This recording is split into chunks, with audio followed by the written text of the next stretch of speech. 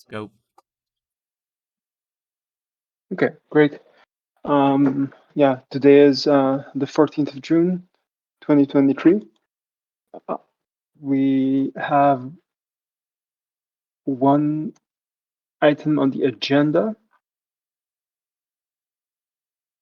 that is to discuss ideas to reduce the impact on the pNetwork protocol fee. I do think it might be useful to wait for Matteo from pNetwork to join us as well. So I propose that in the meanwhile, we take a look at the proposals.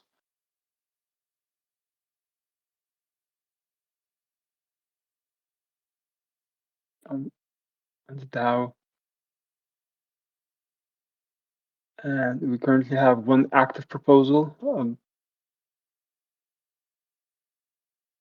And we also have the Effect DAO AI fund that was created by Jesse in the previous cycle. Shall we get started with that one? The Effect DAO AI fund? Yeah, let's go for it.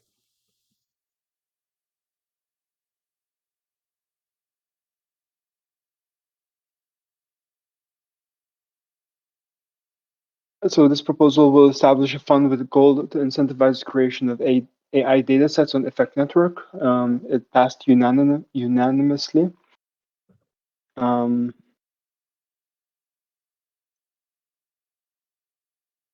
So if everything went well, I think we should still execute the transaction in order to actually withdraw the funds into the specific account. But it is created, so I do think it's good to go in a little bit. Yeah, this proposal is now like the voting just ended, right? So it should be like it definitely passed. It had all the votes are yes, so that's good. And we actually need this one right now, or at least need it. We can put it to use right now because we're in talks with someone that needs data annotations from LAION,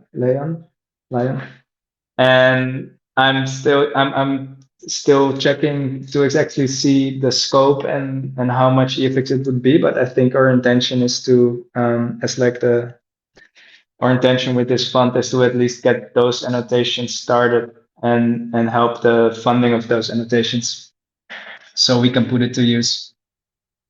Let's see if there's any specific parts. Yeah, there's no one that voted no. I think it was quite clear what these funds are necessary for. So as soon as they come in, yeah, we will transfer the funds to the multisig account that holds that's managed by 4 people that are here. And yeah, if there's any questions, feel free to ask. But I think I think it will be nice to see these funds being used right now for the use case I just mentioned. Yeah, I saw some label box tasks. Are those related? Yeah, I created the campaign. So actually, I made some scripts and made a campaign template for Labelbox. So we can integrate it quite nicely now with Effect Network. So I'm actually Rochelle is currently reviewing the template, and hopefully, like if she thinks it looks good and she adjusts the instructions, we can launch those tasks on the platform. And see, like, of course, in collaboration with Lion, we can see what more is required. But I think the workflow is really nice because with Labelbox, it's quite an advanced UI for doing these annotations. I must say it's one of the nicer UIs we've had so far on the platform for doing data annotations, because you can nicely see like all the annotations that have been made before by who. And we're actually pre-filling the annotations by AI. So we have like they have this bot already that's quite capable of doing OCR, so location and transcription of characters in a picture. And those are pre-filled before the worker starts on them. So yeah, I think the flow is a nice one. Hopefully, it will also improve the results and the workflow on the platform. I can share the link to that campaign It's just a demo campaign I created myself, so it's not listed on the front page, but I can share the link with you guys so you can take a look if you're interested.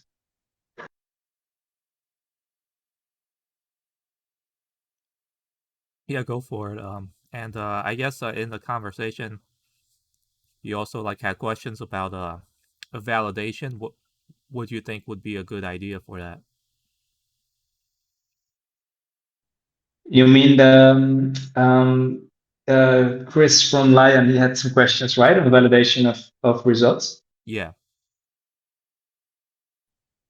Yeah, I think Rochelle explained quite well how we would go about it. So to have more of a like the onboarding and of like proper like really like proper onboarding, so we get some group of annotators on board that really know how it works and how to achieve high results is really important. I think I didn't really grasp too deeply what LAION was aiming at. I think it was more of an open discussion because statistical comparison of these types of data, I think, is quite hard to accomplish. Hard as in there are so many edge cases, and the data science around it is like, I think, a little bit hairy because you're working with location of boxes, ambiguity, and vague looking text and stuff. So I think as soon as you try to do statistical analysis, it's going to be harder.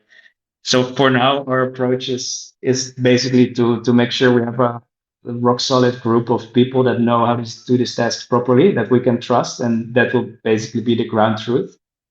And then, yeah, they basically have to validate most of the work that's being done. But I'll yeah, if Rochelle has any additions, feel free to jump in. But I think that's sort of the approach, and we'll definitely structure this out properly with LAION so we can get to something that works for them. But I think that's the like most cost and time effective way to deal with it. Yeah, after that conversation with Chris, I took a deep dive and made a couple big different plans that would work depending on which way we wanted to handle the data coming in. And a lot of it is workforce curation intensive. So I was able to get a lot of information from him as far as edge examples, you know, if the text looks this way or cut off or blurry or box groupings or how they even wanted the text displayed. So that was very helpful in the planning because a lot of what makes successful results when you're dealing with campaign is how you set it up and how you educate the workers in what the goal result is you're looking for. So it is very worker supportive intensive. And I think we have a good plan. So we're just trying to figure out the fine details and get something going here. But I think we're set up really good for a good experiment.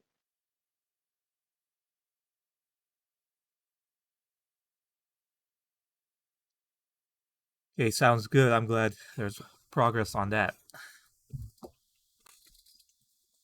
Looking forward to have use the AI fund on helping build that data set.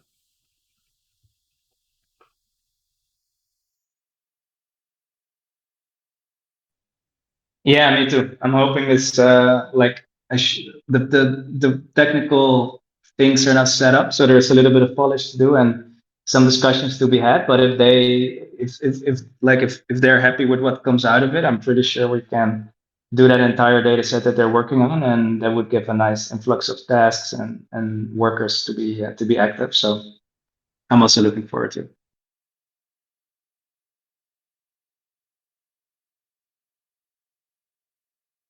Okay, great. Hi,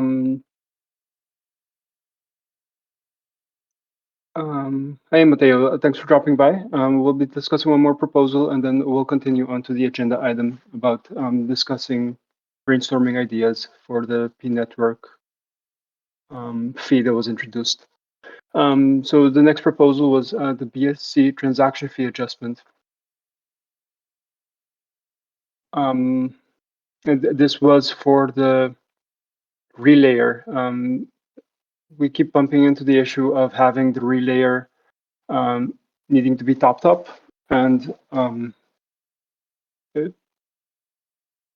I wanted to introduce then this proposal to raise the fee a little bit in order to collect that into a pool that can be used in order to fund the transaction fees for the relayer, that the relayer account can be topped up every cycle.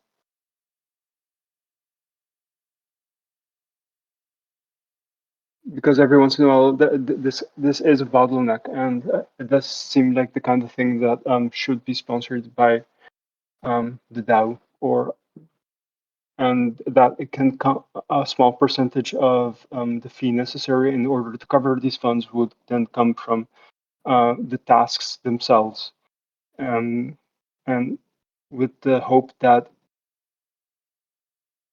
if people really want to be able to earn more per task, they would be then incentivized to create an EOS account and pay for the transaction costs themselves instead of us paying it for them.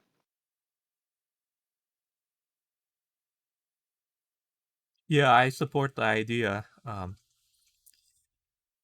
Because I did notice that basically some people, some workers complain sometimes they have to top up their RAM uh, if they do too many tasks, while the people using Binance Smart Chain don't have to do that. So in essence, we're kind of subsidizing Binance Smart Chain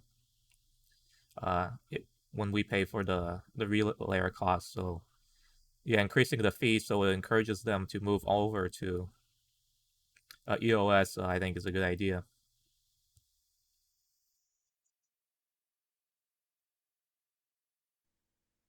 Yeah, I like the spirit. I hadn't seen this before. I don't know if it was posted recently, but it's quite interesting. I was thinking there's a few comments. Maybe a few comments I have. Like first, so like to be clear, so no one is performing tasks on the BSC network, right? It's all tasks are performed on the EOS network. Some people are just using like a BSC wallet to like confirm transactions, but that still happens in the US. So the fees would be on the EOS side.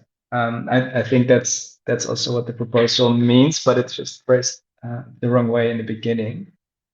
And then Indeed, good point.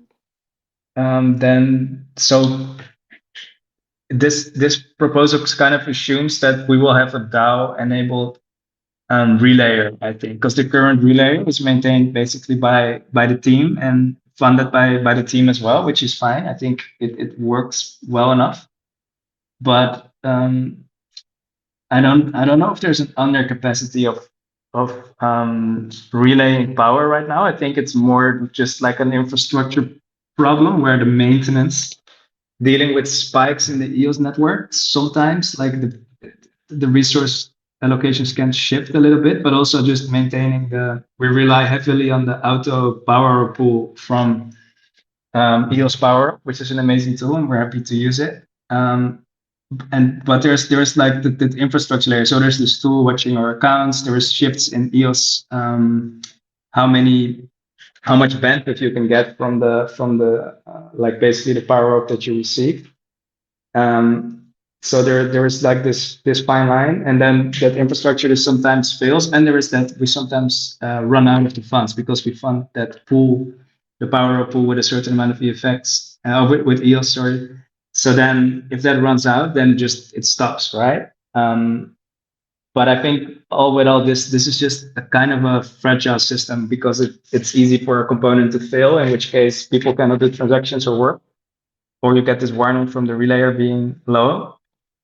And so that's just something spinning in my mind right now. Like we need to fix that infrastructure, I feel, in a way that it's more reliable.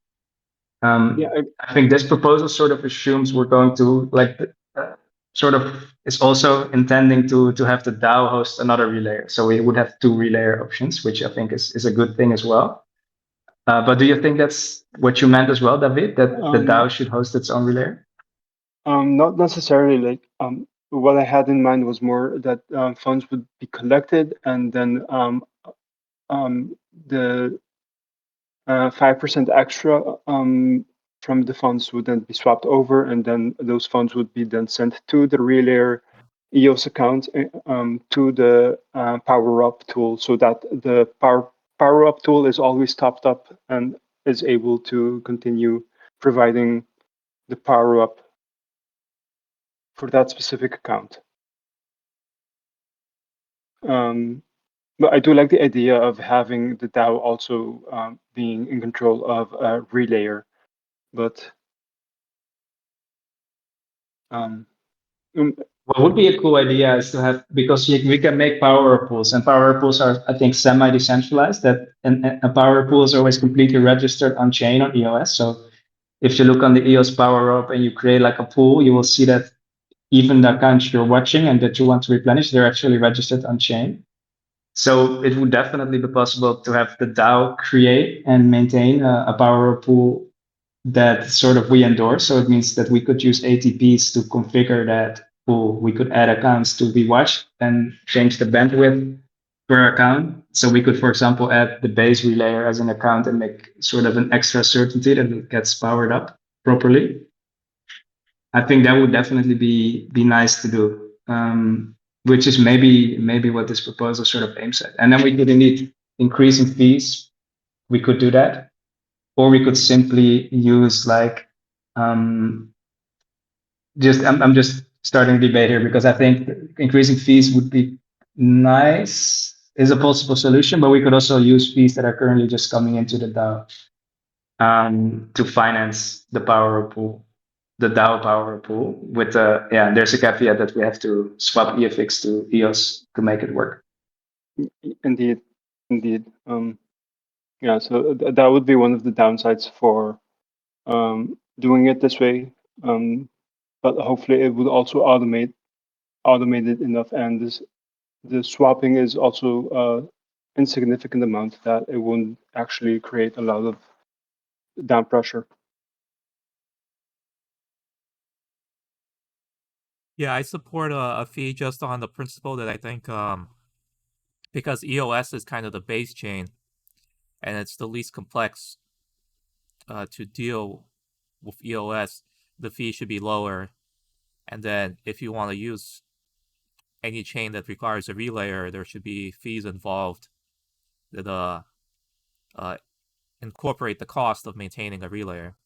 And so even if the foundation runs one right now, by increasing the fee, it makes it clear that it's there's a cost into maintaining it that needs to be financed with the fee, for example. Because I think we do want to, like, in a way, kind of set up the incentives that people migrate. If people want to maximize how much their work pays out, it would be ideal if it would eventually, like, the incentives will align that they migrate to EOS, because I think that way they become less dependent on the relayer, and, like, as you called it, like, pretty complicated network of just things interacting with each other, because then we have less stress on it as well, right? We don't want, like, in a way I see it like I want the relayer to be like the entry level for people who are interested in doing tasks, but they all migrate to EOS over time, so that way the relayer never gets as strained as it could be if it was the superior experience. Because if it's the superior experience, it will just keep growing and growing and growing, and the maintenance can probably get more expensive over time. Exactly. Yeah, no, that makes sense. That's a good comment. I'm thinking more like, if I think on the technical level, there's right now fees are being paid when tasks are being posted, not when tasks are being completed. So I'm just thinking, like, if we want to charge a different fee for BSC users compared to EOS users, I'm not sure how to accomplish this. Like in the contract level, right? I think the fee being paid is, like, in this current architecture, universal across all workers. So because when it gets posted, the fee gets paid, basically. So we have to think. I don't think we can easily change the fee for between a Binance Smart Chain address and an EOS user.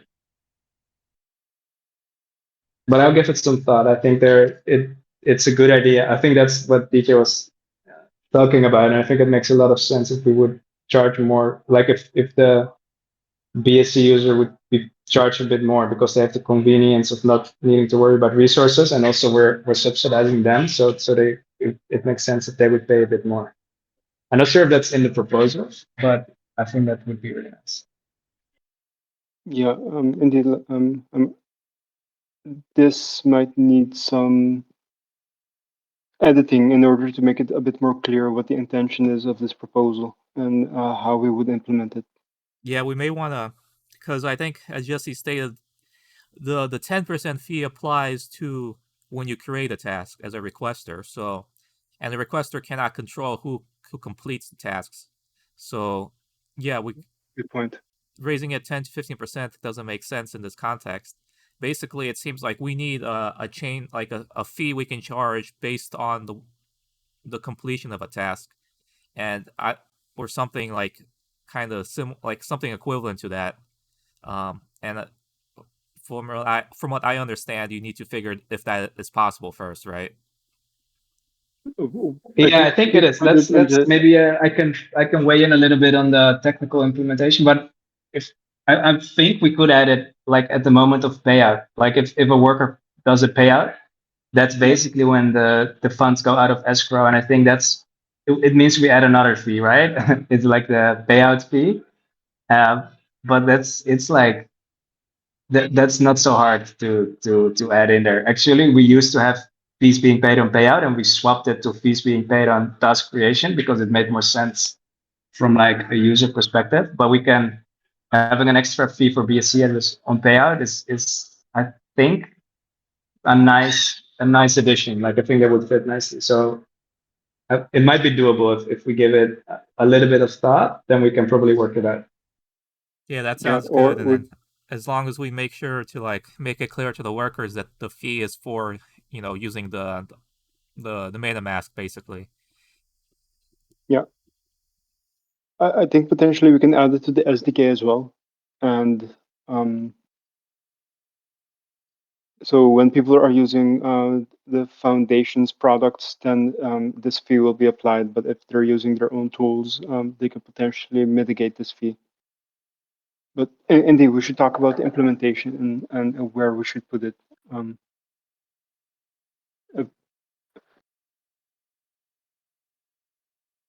I like that direction, Jesse.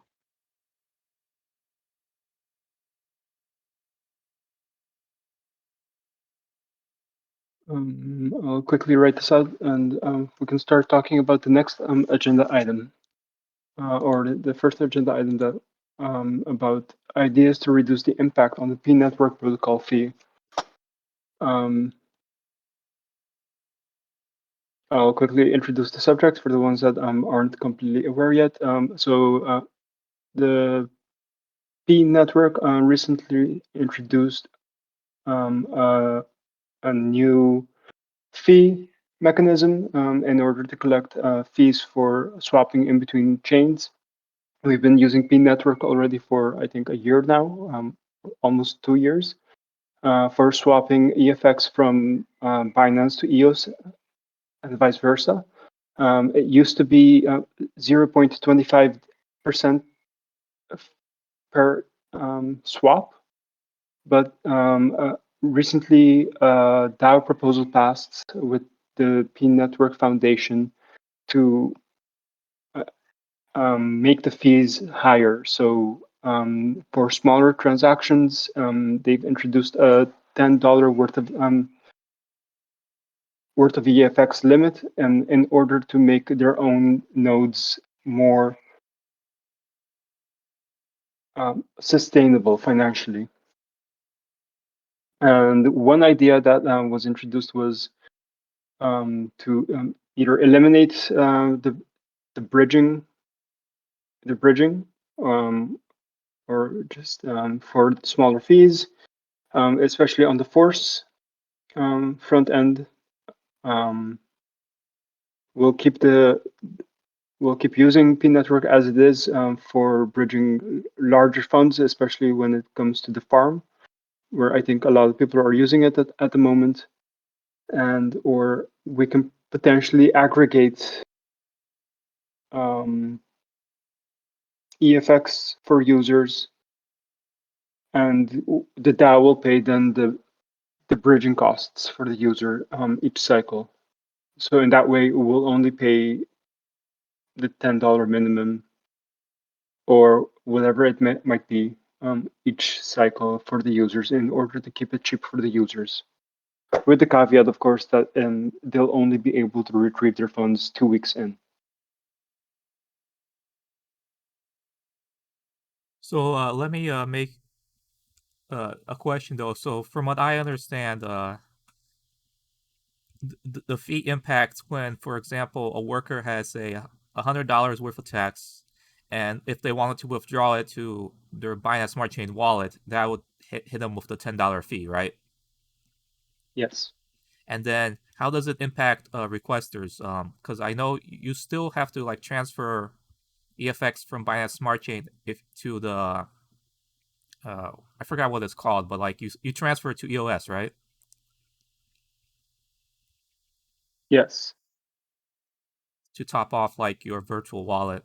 So if, for example, someone wanted to buy some social tasks on Binance Smart Chain, like they had like say a budget of say 1,000 EFX, which is probably not a lot.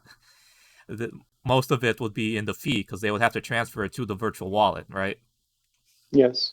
So that's exactly. I think the biggest issue. Like workers, I mean, they can probably adapt to using their Anchor wallets, right? But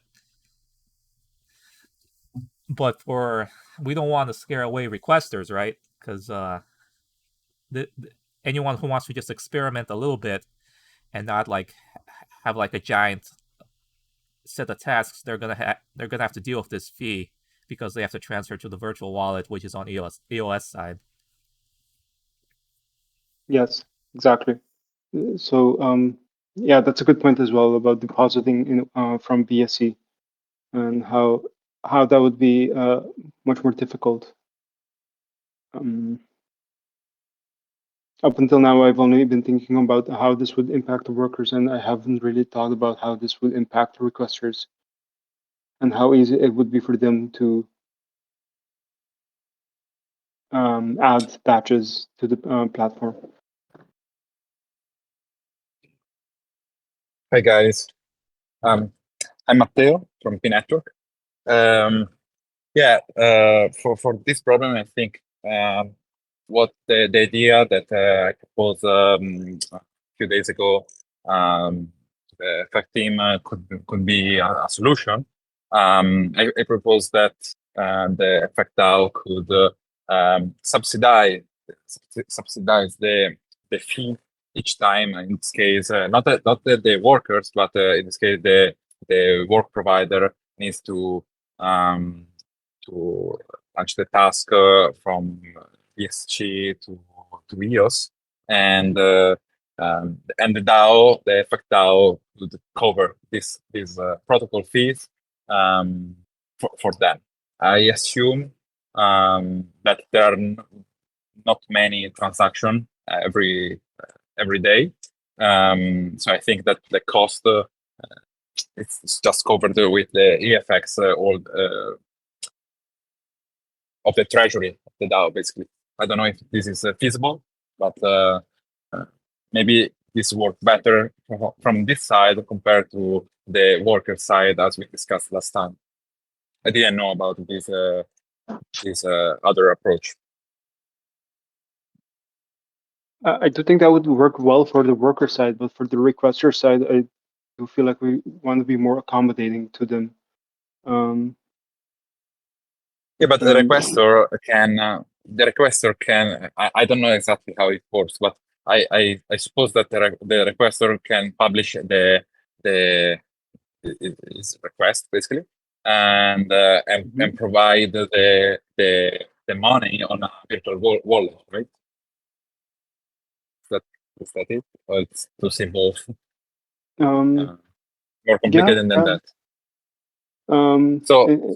Usually, right now it's built that like they make the swap right away from their BSC account to their EOS account. But potentially, we can think about if they transfer it to an account, a BSC account that Effect owns, that we can they can at least kind of credit. It hasn't to be like that. It's enough if there is an interface built by you, very easy, very simple and easy, and using our library, the pToken.js library, that basically enable each bridge. But in this case, you will only need the EFX bridge, and from this custom interface, you can subsidize the free on behalf of the sorry, what's the name again? The requester? The requester, yes. On behalf of the requester. So at the end, the DAO, the Effect DAO, has to pay those $10 fee, but the requester is incentivized first to use your interface instead of our interface, and the requester don't have to pay any fees at all because it's subsidized by the DAO. And you don't have to collect anything from him.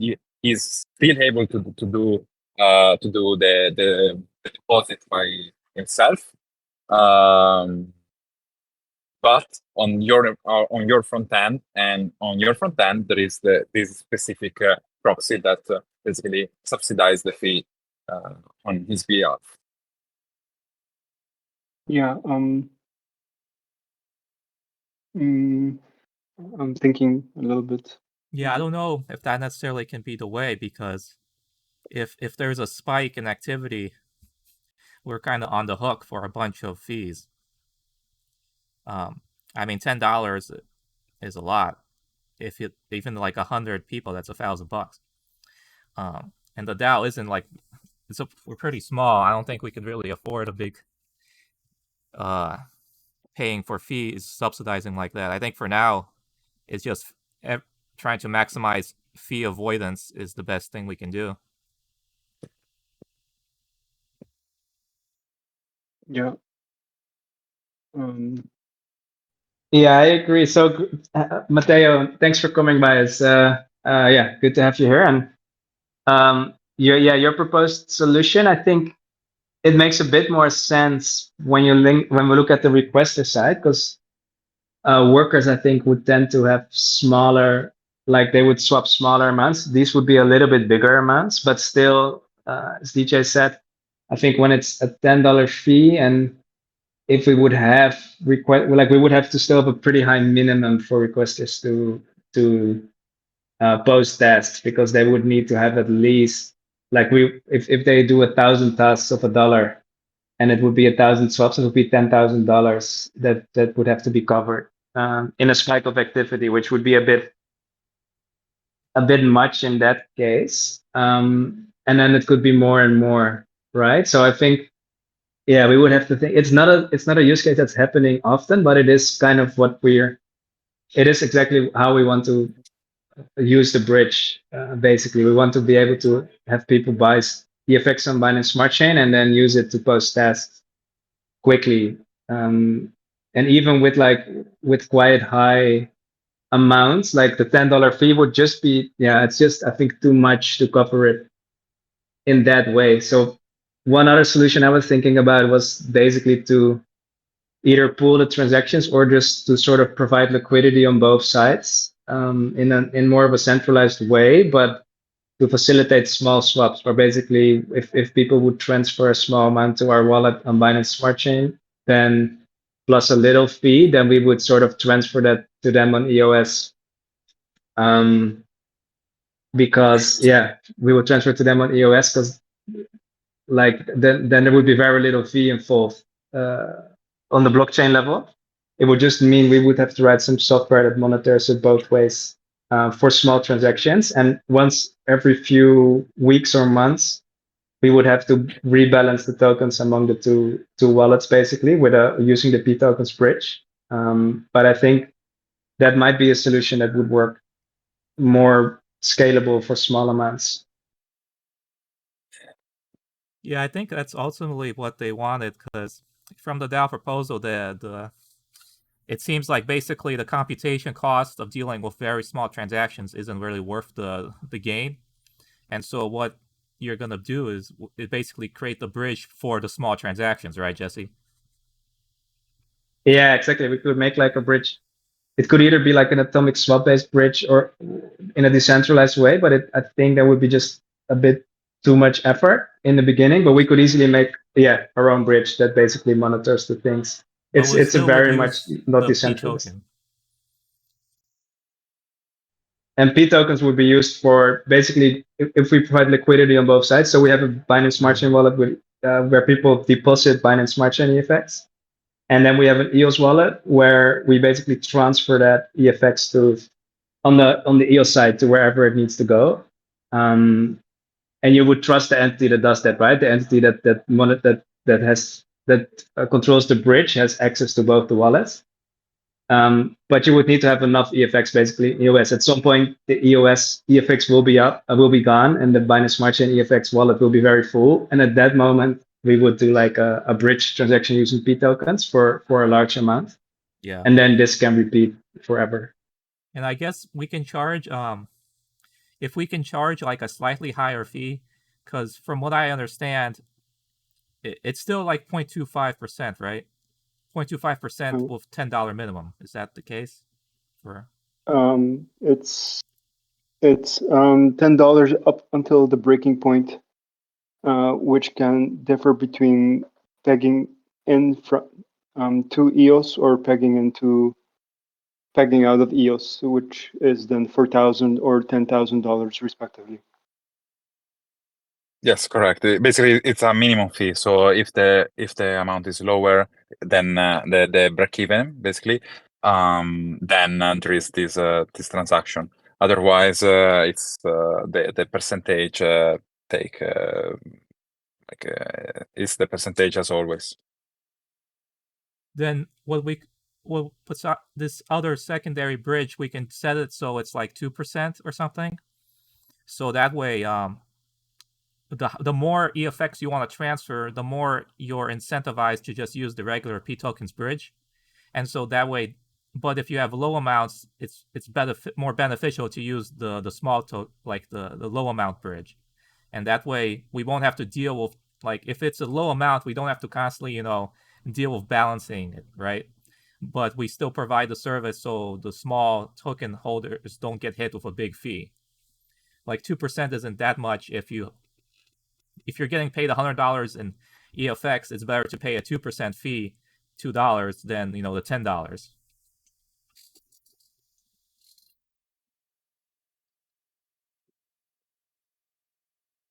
I mean, the 2% is unrelated with pNetwork. Yeah, that's what I'm suggesting for the the bridge Jesse is thinking of. Yeah, I like that idea as well. I don't think it necessarily needs to come from the swapping. I think we can also consider other mechanisms of where we can get that fee from in order to cover the costs, or potentially also just subsidize it from the DAO itself for every time that we do larger swaps. Well, I don't know if the DAO necessarily wants to swap it, because it's like going back to our previous conversation, we don't necessarily want to swap, or we don't want to make it equal using the Binance Smart Chain and the EOS chain. We want to incentivize people to migrate over time, and so a small fee, I think, is good for that. Yeah, good point. Good point. As long as the fee is reasonable, right? So like a 1 or 2 percentage points. Like if they want to do tasks, I don't think 1 or 2% is going to discourage them.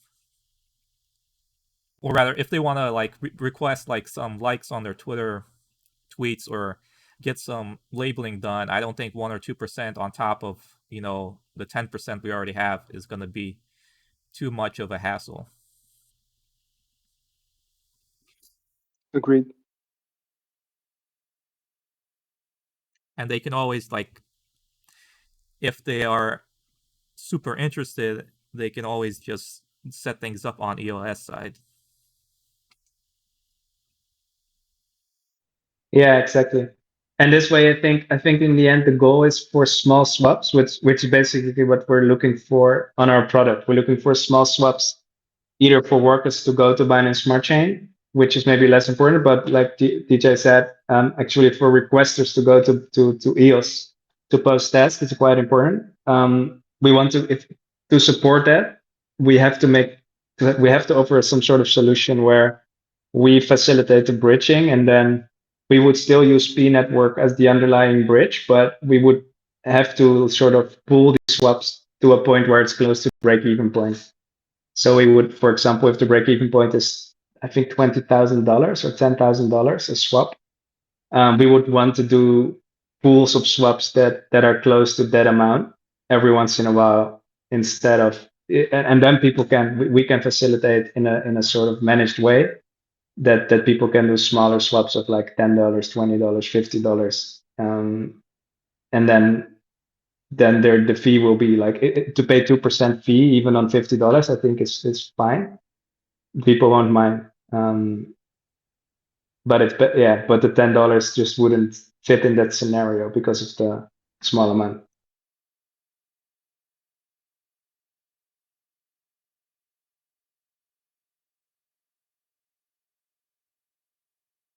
Yeah, I think that's a good idea. I think that's a good way of approaching it and dealing with the smaller swaps and keeping it simple and easy to use for users.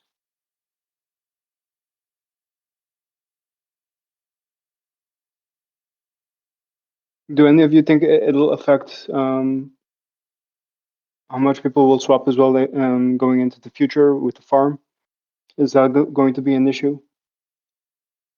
I think at the moment there's very little being swapped anyway, so it's more about the future. If we want to have if we want we're going to promote people posting a lot of tasks.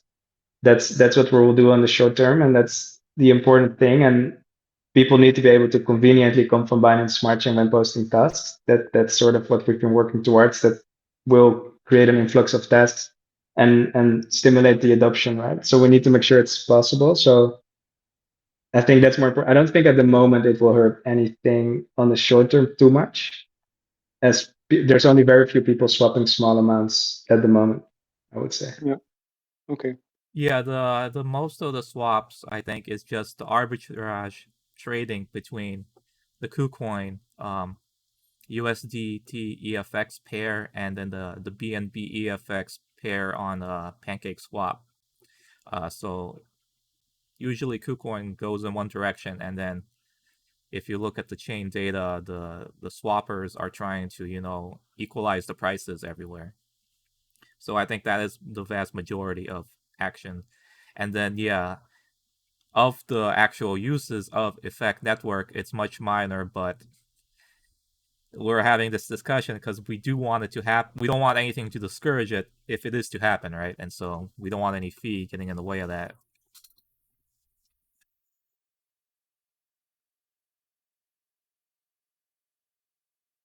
Indeed.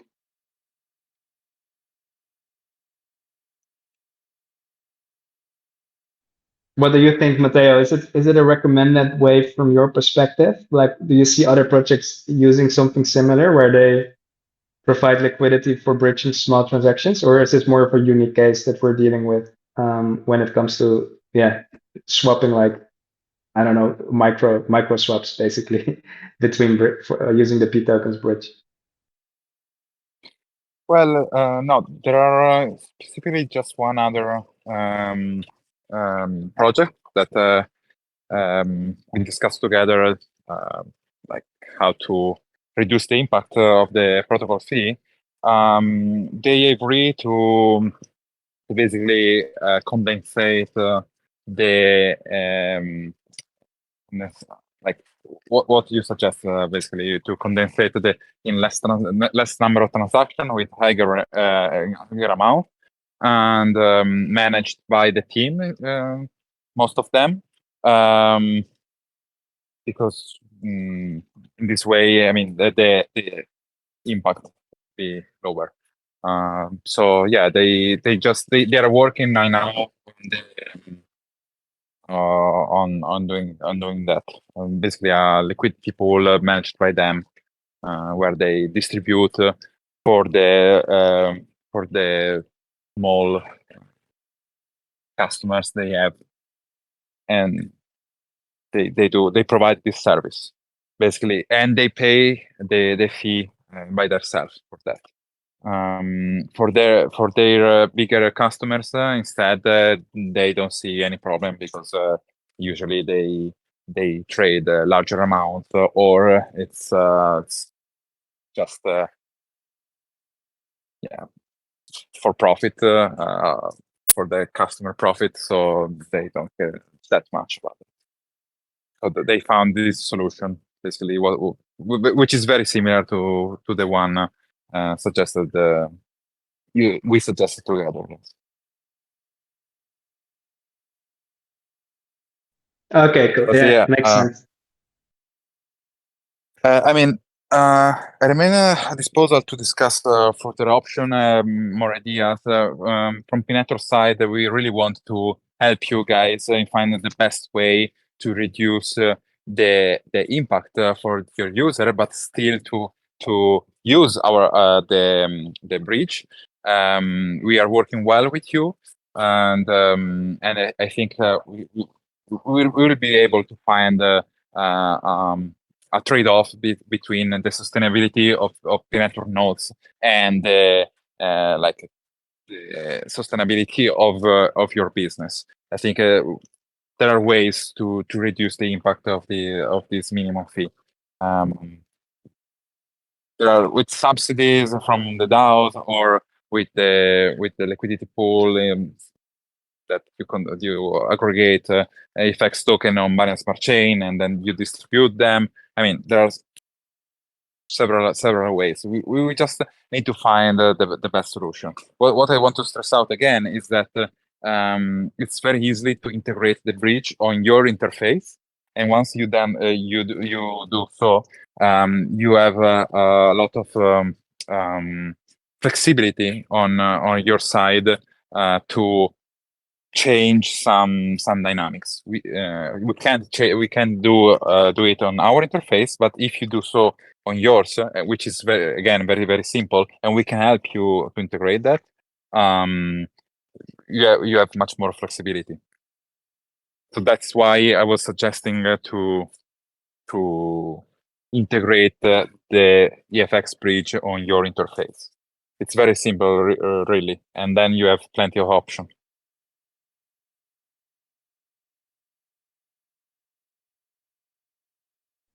Nice. Yes, we have our own interface already that we use for bridging. So we have our own bridge.effect.network where we do most of the bridging.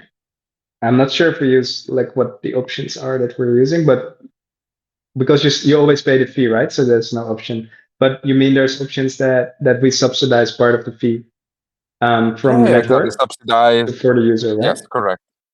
Yes, correct. Or set some limits, the minimum of what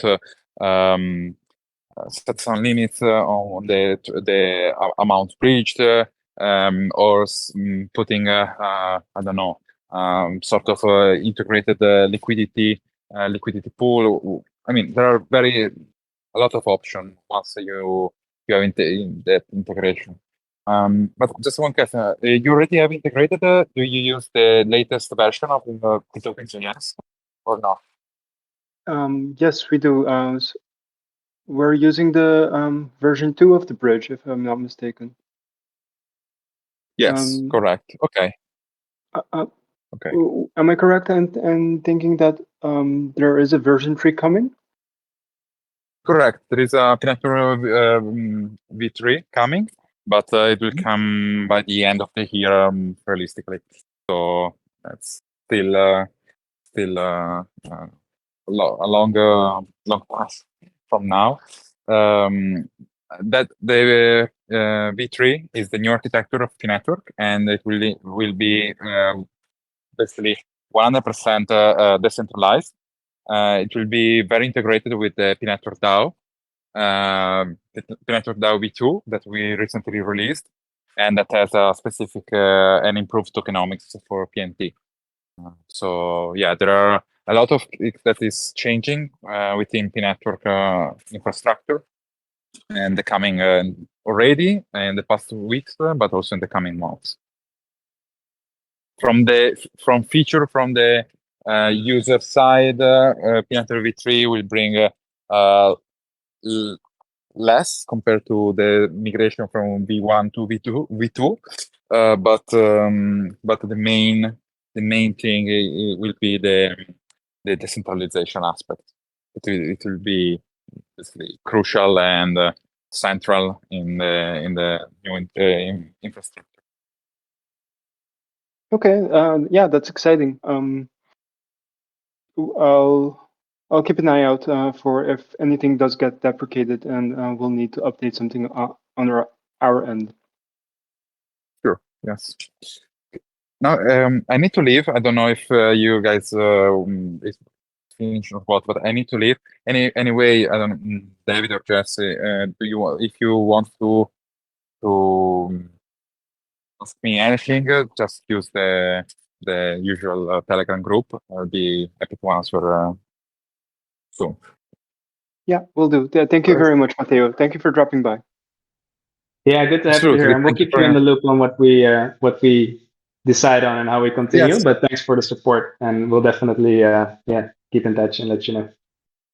Sure, the entire pNetwork team is want to support, so I'm covering the business part, but if you need anything from the technical part, just let me know, and I will invite whoever is needed to support you guys. Thank you for the invitation. Have a nice day. Thank you. You too. Have a good one. You too. Bye-bye. Bye-bye.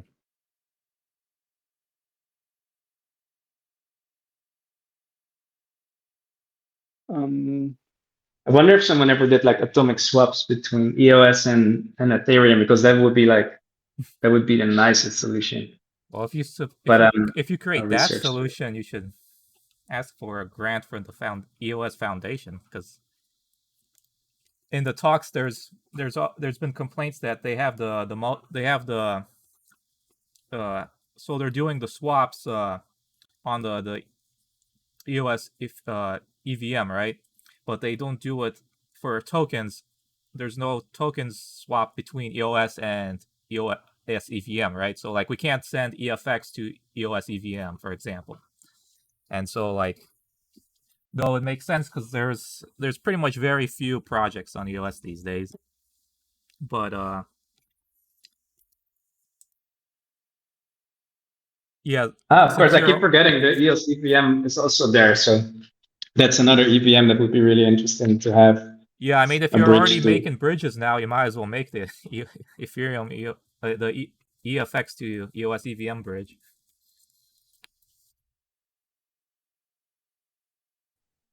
Yeah, it's interesting. I think for an atomic swap, you need to have like the remote asset already existing. So like right now, we already have a Binance Smart Chain token. We have an EOS token. They're both they're basically being bridged already. But for an atomic swap, it gives you like this way to trustlessly exchange like one EFX on Binance Smart Chain for an EFX on EOS. So when you create a bridge, I think often the remote token doesn't exist yet, and that's sort of a different problem. But I think with an atomic swap, it can solve like a lot. Like, well, yeah, it can solve so much.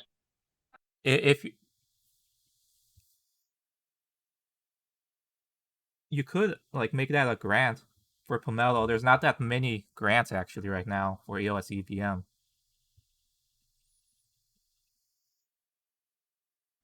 Yeah, nice. I'll look into this. I'm just reading right now some ways. But if we can do the atomic swap, that would be amazing, especially if it can be used on the EOS EVM. Then we can actually get some more traction in the EOS EVM side, which I think is really interesting as well to pursue. Yeah, and I think it would get a lot of public interest because there has been interest in swapping, tokens between Ethereum or EOS EVM and EOS. So since everything you publish is open source anyway, it would satisfy that requirement.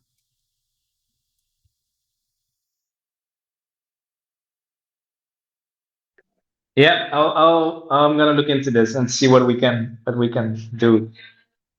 But we need to find out a way for the bridge, anyways. So I think it would be a good idea to combine it with the EOS EVM.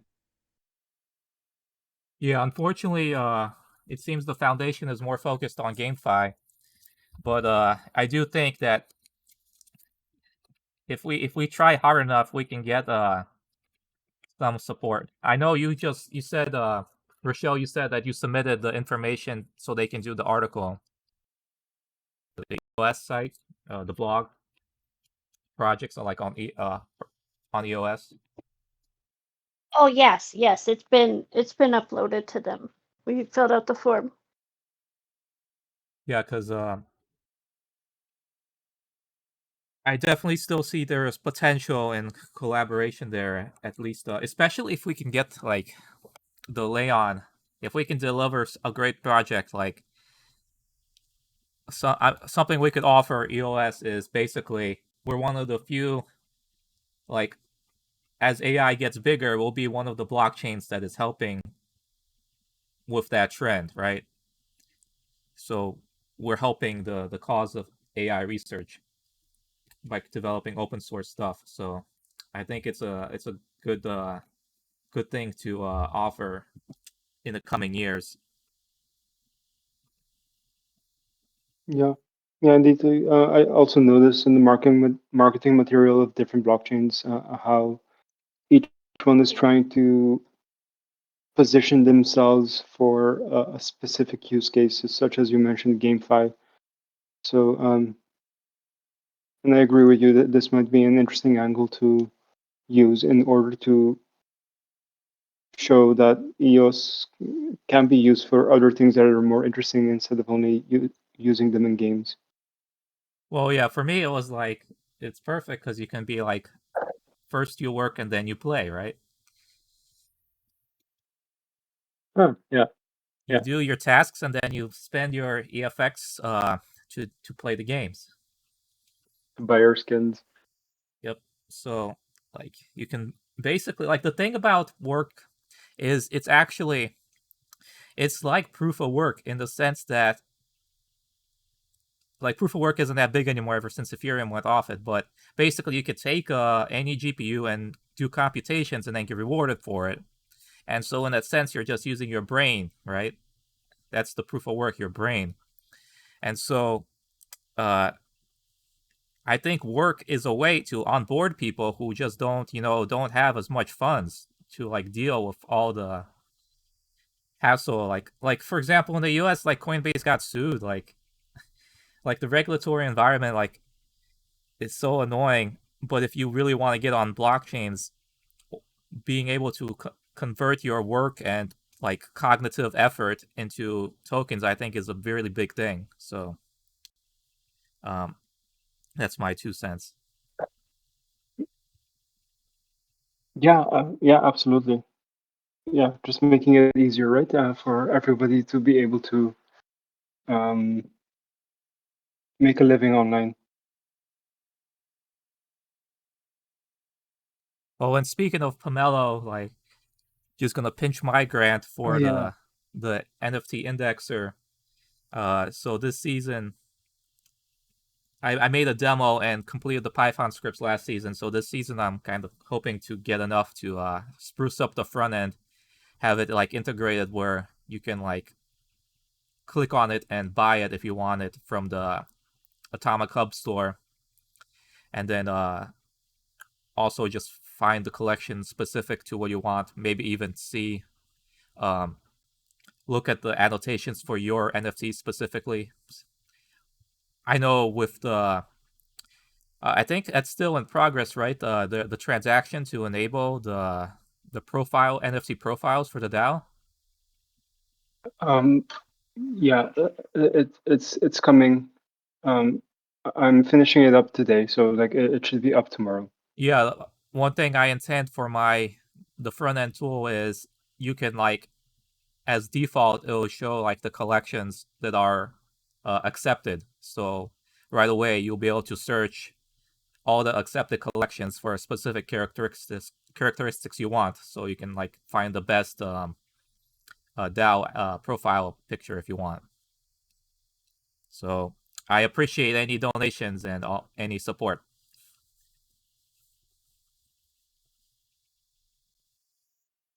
Yeah, yeah, awesome. I'll ask Gabi to also send a tweet out for you for your Pomelo grant. Oh, thank you. Yeah, I'll definitely support it. I'll check it out and yeah, sounds like a great plan. I completely support it.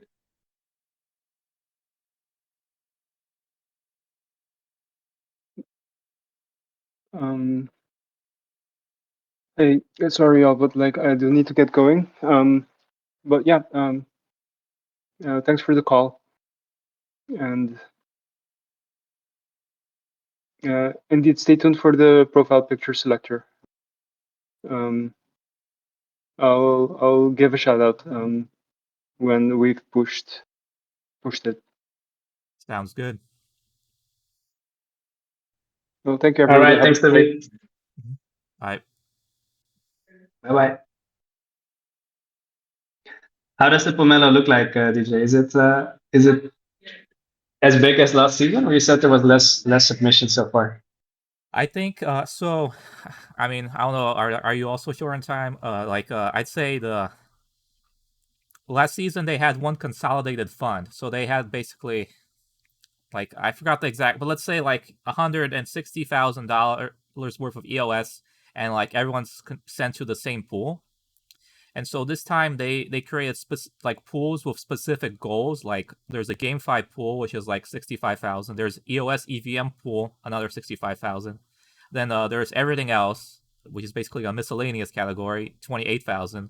That's the pool I submitted in mine because it's my grant isn't really EVM or GameFi.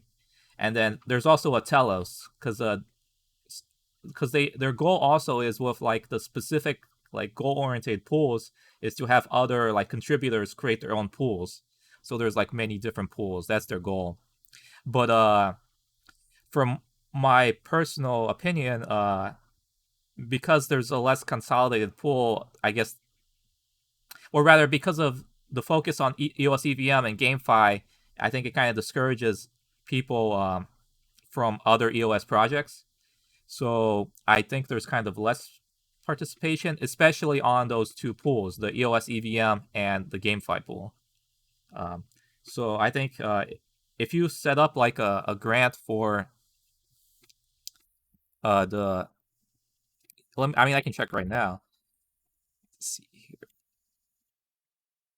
Yeah, I'm looking at it. I think there's quite only few projects doing EOS EVM category. Yeah, there's like there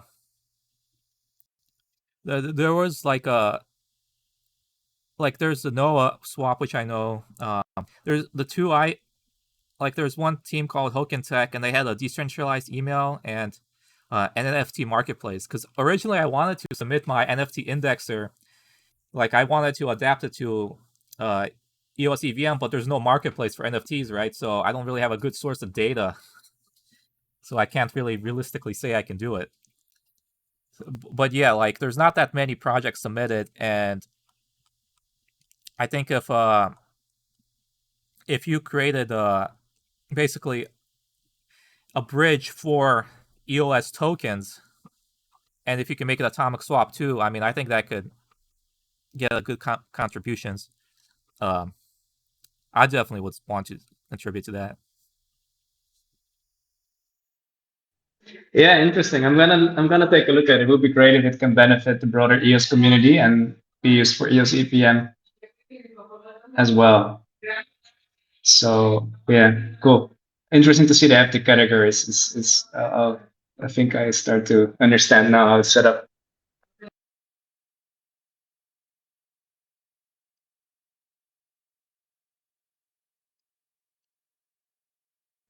And yours is in the everything EOS, right? So I should be able to find it.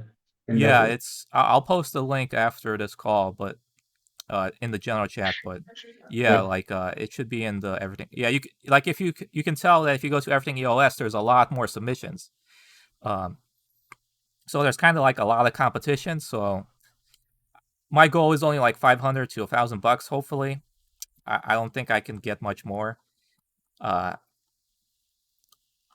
it's pretty competitive, I'd say.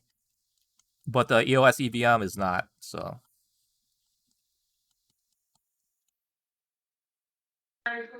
Yeah, interesting. I'm gonna dive into this and see if it's suitable to submit something like an atomic swap bridge. That would be interesting, and definitely I'll support your ticket as well, TJ.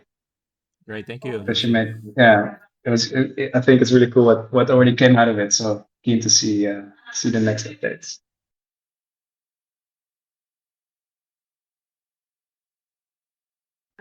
Cool. I'm also gonna jump. But yeah, good call, everyone. I think it's just us left. But yeah, we'll stay connected in Discord, and I'll keep you guys updated on how we can do the bridge. Let's keep the discussion going, because it would be nice to have a solution soon. And if the atomic swap work, then yeah, I'll share with you what comes out of it. All right, sounds good. Yeah, we definitely want the bridge operational before we start the hackathons. Yeah, exactly. It has to be all done way before then, for sure. That's in August. So yeah. All right, see you all next time. Yes, see you. Bye bye. Hey, DJ. I wanted to have a quick chat with you if you've got some time. Okay, is this the DAO call related, or should I end Oh, recording? no. You can Okay. go ahead and record or stop.